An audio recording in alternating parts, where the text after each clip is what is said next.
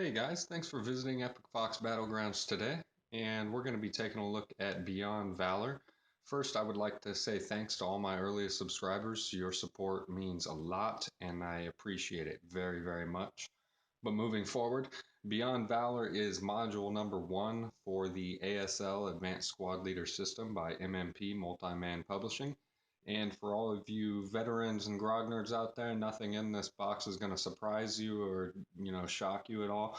For those of you coming from playing the starter kits, there's going to be some new counters in here, new rules. Of course, you do need the ASL core main rule book as well as module one to play any of the advanced squad leader modules, expansions, battle packs, everything. Pretty much everything you may or may not own for ASL, you need this module and the rulebook itself to play, with the exception of the starter kit materials and packs.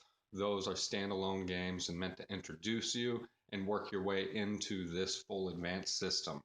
So I have already done some previous battle reports from the starter kits, actually only one thus far, and I've played my way through all the scenarios in starter kit number one. I'm about 3 scenarios in the starter kit number two. I kind of put a hold on it because I have a friend who's been studying the main rule book who's going to come over here real soon, and we're going to play through the next scenario together. We're going to figure out the best way to do those videos too. So it'll be a bit of an experiment and learning process, but we're starting off here, but we'll get the best patterns down and also get your feedback on the stuff as well.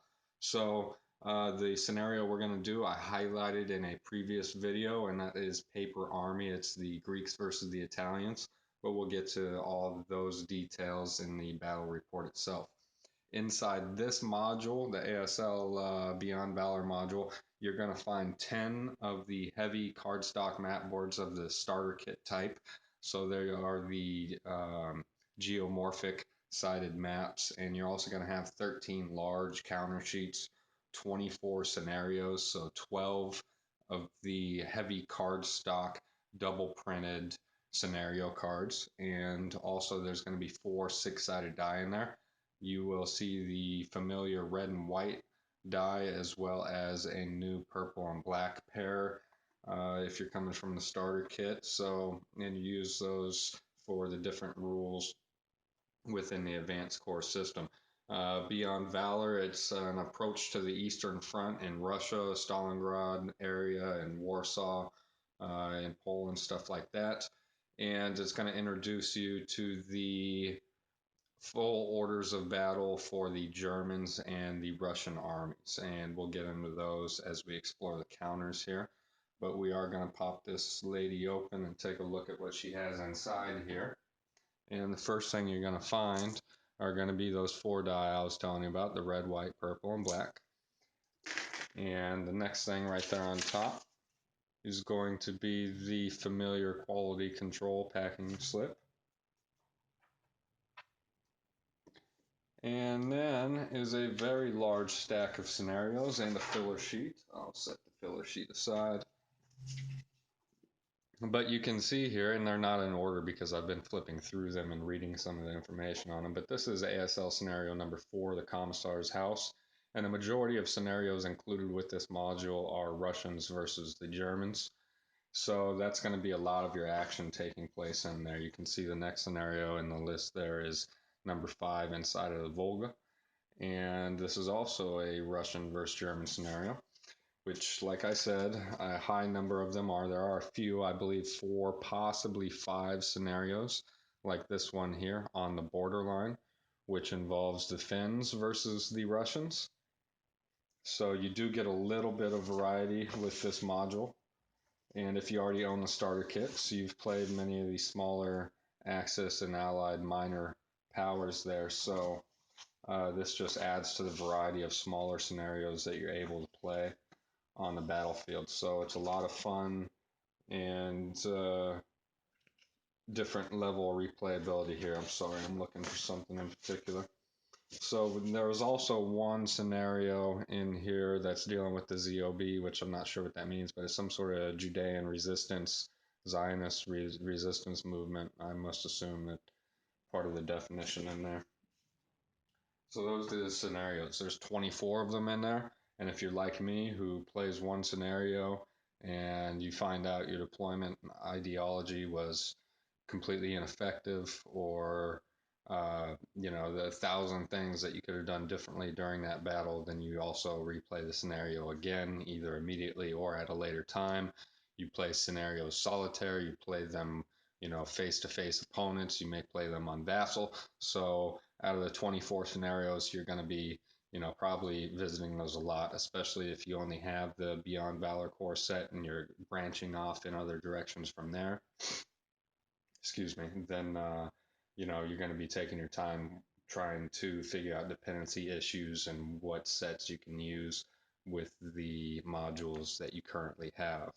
So the next thing in this large stack of material is going to be the first counter sheet, and here you have looks like some fins and their support weapons, DCs, radios, um, looks like some artillery crew, Panzer Shreks, LMG, stuff like that. You're going to have blaze markers down there on the bottom, barrage markers, human wave counters, and you're also going to have some of the more interesting tokens that I thought that come included with this module, and that are the ski tokens for winter wars and such. So I have nothing but infant memories of playing this game approximately, 20 years ago. That's why this series is titled Starting ASL intro, because I'm starting off here and I'm just kind of, documenting that. And it's been a long, long time since I've played. So, and I don't recall ever playing with the ski counters. So that's going to be really cool to look into and play scenarios with those counters. It's one more thing about ASL I'm looking forward to. And by the way, I do got to give a shout out because the community to this game is just so wonderful. So there is a gentleman on YouTube, I believe it's J&D Hobbies. I think J and Juliet Delta, either that or J&B, Juliet Bravo Hobbies, but I'm pretty sure it's the first. But he does these short, clear, concise videos on very specific portions of the ASL rules. So each of them are about 5 minutes long or whatever, and it really focuses on short little short little portions of these rule sets and explains them very quickly and allows you to game and keep on going. They come highly recommended by me. I've been utilizing them a lot, and they've been helping me run smoother games. So shout out to that guy. Those videos I know for a fact are taking a lot of work to put together, and he's doing a really good job on them. And I just want to let you know, if you ever come across these videos, guys, that I appreciate those. Keep it up. Keep up the good work. Here's another counter sheet that we have here. And this is going to have more miscellaneous counters. Some of these you've seen already from the starter kits. Pen markers, turret tracker markers, area target tracking, whole bunch of different things are in here. So there's sewer markers, concealment markers. Those are going to be new. Rubble, foxhole, more melee, more blaze, stuff like that.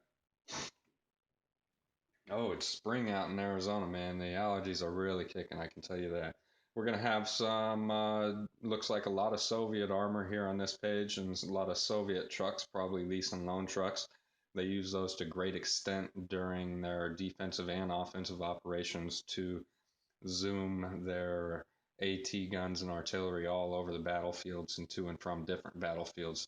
It was a big, big part of their strategy, and looks like you have some of the same for the Germans, some German uh, logistics trucks, and even some of the, I can't remember their name, but it looks like the half-tracked motorcycle. You could jam probably like 4 or 5 infantry on there. You cram them on there if you wanted to, or like a HMG or MMG, quick battlefield transport for support weapons. You got a bunch of the T series Russian tanks, early model, late model, upgunned, regular, the lighter tanks as well. I haven't seen any KV-1 or KV-2 heavy tanks, so I'm not sure, but um, looks like you have a wide variety of stuff there, even some Jeeps, probably lease and loan as well.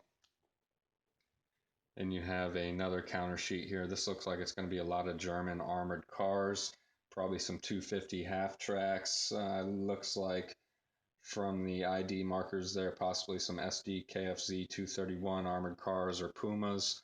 I'm not too good with IDing these things from the top. I'm used to IDing armored vehicles from the side silhouette, specifically IDing turrets. So, um, yeah, it looks like there's just a lot of mobile artillery in here, mobile field guns. There's also some Stugs, different versions. There's a whole bunch of different types of tanks, Panzer 3s, Panzer 4s.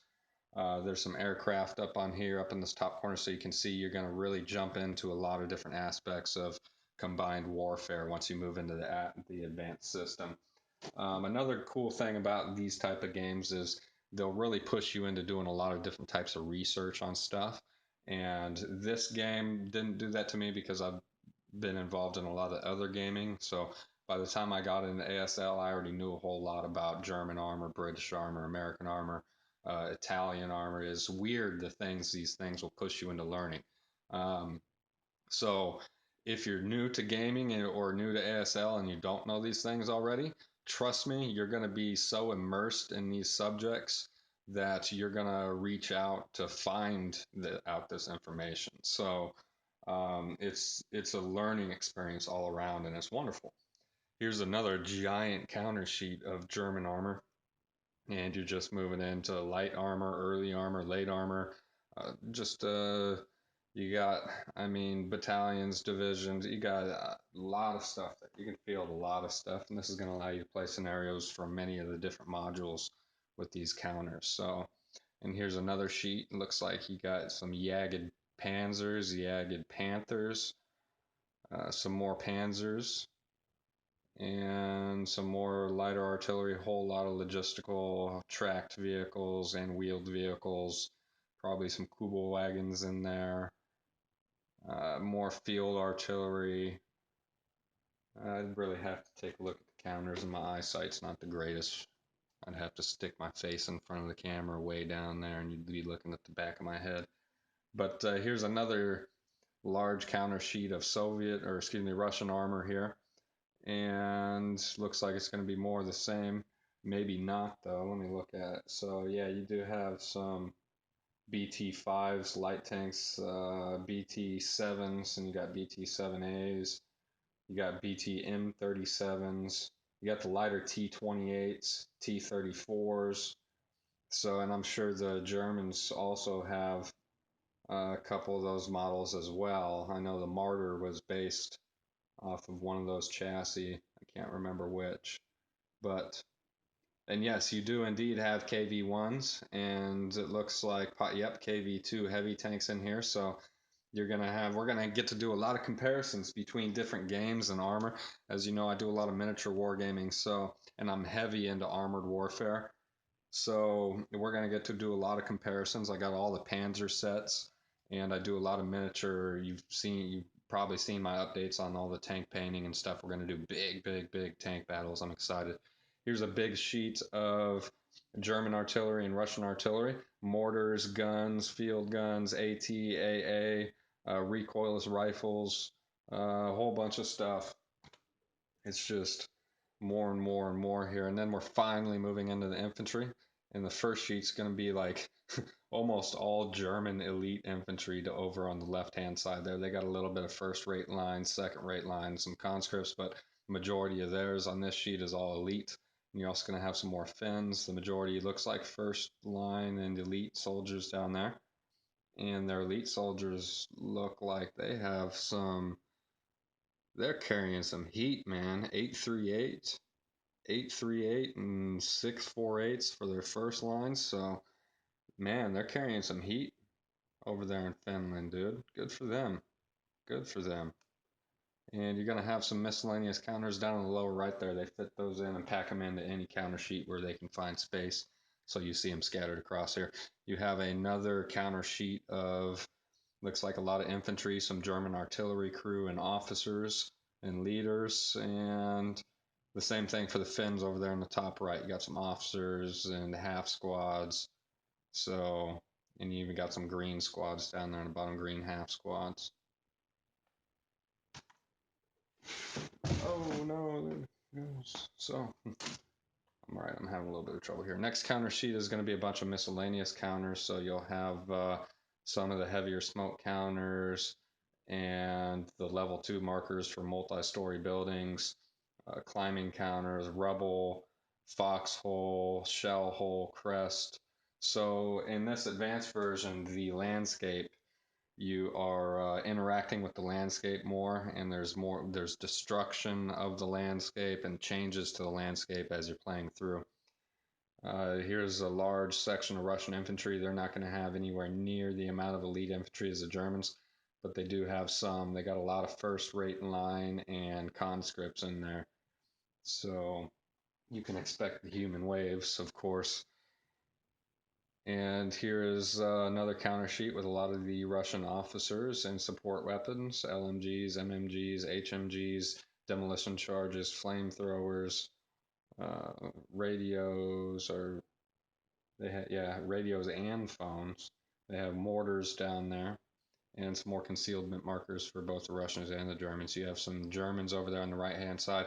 Same thing, support weapons, HMGs, DCs. They even got some anti-tank rifles in there. I'm sure the Russians got a lot of those too. Yeah, they do over on the left.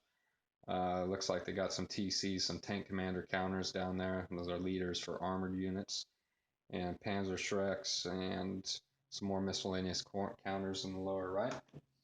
And here we have the final counter sheet, which is a whole lot of the gameplay counters. You got residual fire markers, pin markers, first fire, final fire, uh, DM markers, blaze counters. So target area infantry, infantry target markers. You got fire lane counters. So berserk counters, hero counters. So like I said, you're moving on to a different, more advanced version from the starter kit version. But then you're going to have the 10 maps in here as well. And I told you about these. These are the good quality paper or cardstock maps here. So they're a lot less flimsy than the paper stuff, and they don't pooch out as much as the paper maps do, and I appreciate that very much.